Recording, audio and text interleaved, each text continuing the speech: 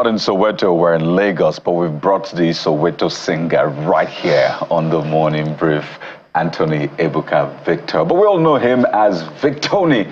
It's right here with us in our Lagos studio. Victony, how you doing? I'm doing good. How you doing? We're fine. We brought you from Soweto back to Lagos. I couldn't help it. How are you doing? I'm doing good. I'm doing good. It's good to see you. Yeah. There's quite a number of things we want to talk about because you have such an inspiring story. Yeah. A lot of people see all of your hits, they dance to your tunes, but there is a person, there's a story behind Victony. Maybe a lot of people saw the accident and what played out afterwards, but I want to go all the way back to Victony as a stubborn child because your album is called Stubborn. So obviously, were you a stubborn child growing up? Tell us about your growing up experience. So growing up was like, you know, a regular Nigerian kid, but small twist to it was like, I mean, for a period of time, I lived alone, right, as a kid, because at the time, my mom was working in Owerri and my dad was like doing some stuff in Ghana. So I spent time alone, and that's when, you know, I feel like that's when my story like really started, you know. That's where like I showed strength, like, you know, as a person, and that's when, like, you know, I realized what I could do on my own, and that's the concept behind, you know, Stubborn. I mean, living the dream. As a child, you wanted to stay alone, actually, to just sleep, but it comes with its challenges. So at what point did it click for you that, you know what, well, you are in Victony then, so maybe you are just Anthony Ebuka Victor. Yeah. I'm going to do music, and this is what I want to do with my life. At what point did it click for you?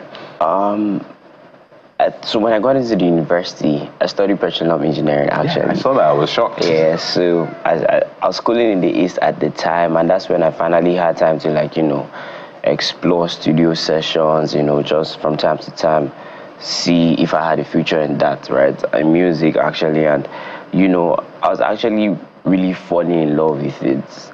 And that's when it like clicked to me, like, you know what, this is what I want to do with my life moving forward. So yeah. He was a rapper at first. Oh, amazing. Am I correct? Yeah. So from rap now you're giving us tunes. And beautiful tunes, by the way. But it looks like you like big things, big shoes, big trousers. There's a song for that. Big things. Okay, so talk to us about, you know, often we talk about those who paved the way or graded the road for talents to find expression and eventually become big. And we saw that in your album, you gave the credits to Olamide. So what role did he play, by the way? And how much of your inspiration stems from, you know, Olamide's body of work?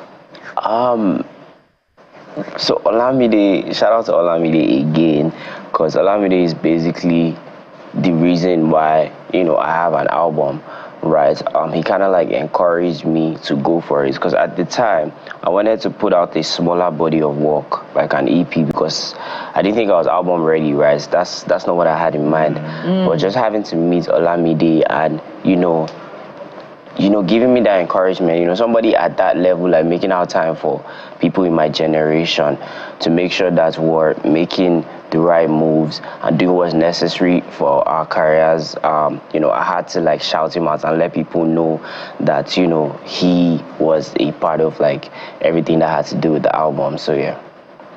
I can imagine. Olamide releases song like every other day. It's slowed down now. It's gotten older. I can't imagine his body of work. But let's get back to some of your tunes, which is which I was talking about, Soweto. Yeah. And walk us through, because I enjoyed when you talk about your process. You seem to curate it somewhere in your mind and maybe convey it in some of your sounds and all of that. So walk us through first. Why Soweto? Why the title Soweto? So to be honest, that was like a freestyle, right? That was No. Yeah. It was a freestyle. Yeah. You know, people actually spend years writing music and it doesn't go past 1,000. So you freestyled on something. Yeah. It was a freestyle. Then I co-wrote it with the producer as well. That was actually one of my first attempts at, you know, Afrobeats, because like you rightly said, I started off rapping, right? So just rapping for a long time and now starting to do the whole Afrobeats thing. Obviously, I had help from the producer Tempo, like I mentioned. Just doing like freestyles, trying to like figure out melodies, and he just helped me, put in words like, in some places, and yeah, but I mean, it became literally everybody's ringtone. Yeah. In fact, I wish you could play at some point of the program, but let's go back. We said it in passing, but for the audience that don't know what happened to you with the accident, maybe you can relate to us exactly. So the accident happened in 2021. That was like a tragic period in my life, right? And I think that was the moment I knew that, okay, this is what's meant for me, because music at the time helped me go through the accident, like emotionally, mentally, every level, right? Then I kept doing my thing up until now, and at this point in my life, I reflect. When I look back and I reflect, and I realize like how the accident influenced, the way I live life now, and like where I am mentally, it just rings the whole stubborn tune again in my head, because at the same time, it's not easy to show resilience on that level, right? Having to almost die for this cause, but still chasing it, right? It's crazy, so yeah. And that accident left a scar, and on different levels. Yeah. The body scar. In fact, you have it tattooed on your hand, April the 26th, 2021. That's when the accident happened. You lost one of your friends, Doyin. Yeah. And this album, the latest body of work you have, Stubborn, also talks about that story, what that did to you. Particularly people also thinking afterwards that maybe this is an act. This man is trying to pull a Yinka Efele kind of thing on us. And you had to fight through that. Yeah. Because for you were obviously going through therapy, trying to learn how to walk, and eventually you stood up at a concert. Yeah. I mean, that literally blew everyone's mind. So speak to us about that challenge, or the back and forth. People say, is this an act? Is this guy trying to trend with this? Is it trying to, get us emotionally? And how you were able to really go through that and come out. It was after that you came out with Soweto. Yeah.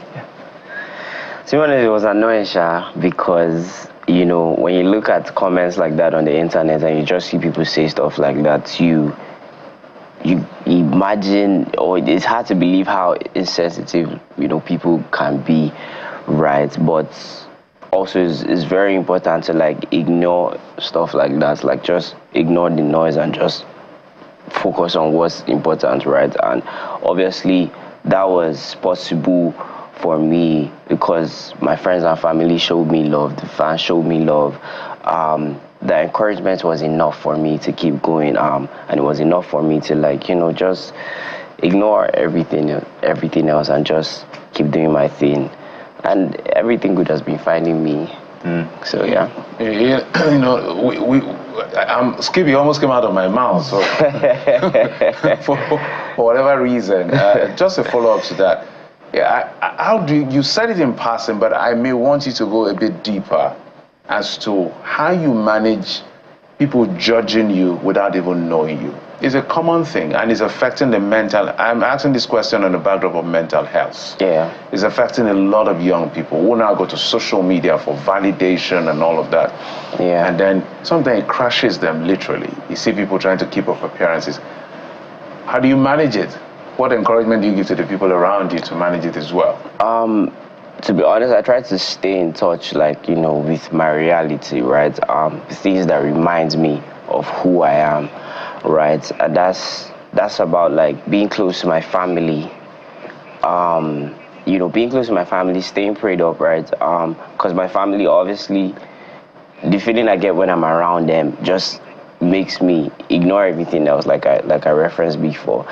And it's important because it's easy to forget who you are in this age, right? Because like people get influenced by social media easily. Like you go online, people tell you like this is how you should be living, and that's like a wave right now. A lot of young people are living their lives based off social media, but it's always good to like turn off the phone, spend time with family, do things that reminds you of who you are, and I don't fail to do that as a person, so yeah. And I wonder if that has got anything to do with the prevalence of the lyrics that we find in songs today, towing more along the lines of what is popular rather than what inspires. Even for Afrobeat, there is no consciousness in the content that we find, and for those who attempt anything more serious, it's more having to do with issues that are not focused on what Nigeria is currently going through. So I wonder if you're reflecting on that as well, as a departure from what your own kind of music focuses on. Yeah. To be honest, my music is solely like my life, because that is like my medium of expression, right? So if I feel sad, that's what I want to tell my fans on this song, right? If I'm excited, that's what I want to tell my fans on this song. When I'm speaking about my life, on my songs, I'm just hoping that people learn from my story. So because my music is like my major form of expression, that's basically the medium of expression that I'm most fluent in, right? I just, speak on my life and everything that I'm experiencing. And I feel like it's easy to just watch me grow as a person by listening to my song. And that's me as an artist, So yeah. But does it worry you that, there is less serious content in, other major brands of songs that are selling Nigeria? I think it's changing though. I think it's changing, but it's happening gradually, and soon we'll have more conscious artists, right? Because the listeners are getting tired, right? People want to find out, right? We're in that age where people want to find out, and if what you're saying is shallow and meaningless, I don't think artists like that will be having much audience in time to come. So yeah.